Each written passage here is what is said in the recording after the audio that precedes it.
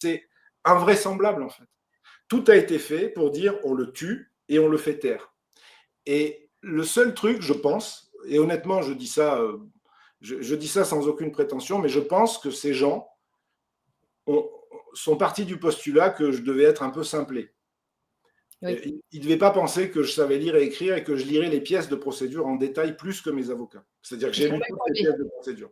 Mes Oui, avocats Jacob. n'ont pas lu toutes les pièces. Oui, Jacob. Non, je voudrais savoir, quel est l'état de la radio depuis quelques années? Est-ce qu'elle fonctionne? Est-ce qu'elle s'est arrêtée? Non, la radio s'est arrêtée en septembre 2015, le 23 septembre 2015 à 14h.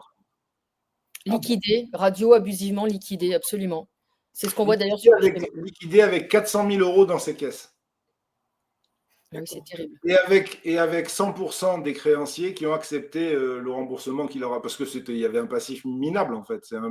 Ils nous ont mis en RJ bidon et tous les créanciers ont dit bah oui, ils pourront payer, on sait qu'ils pourront payer. Donc ça a été fait qu'avec du micmac, en disant on met comme ça, et puis après, une fois qu'on aura mis le tampon et qu'on aura marqué décision de justice, après c'est bon. Mais le but, oui. L'objectif de vos persécuteurs, c'était de récupérer la radio, non? Oui. Ou alors de favoriser un concurrent.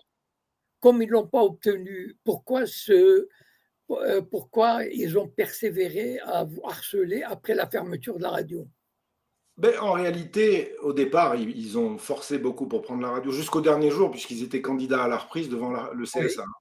Mais ensuite, leur problème, c'est qu'il ne fallait pas que je parle. Et vous avez compris que je n'ai pas l'intention de ne pas les dénoncer.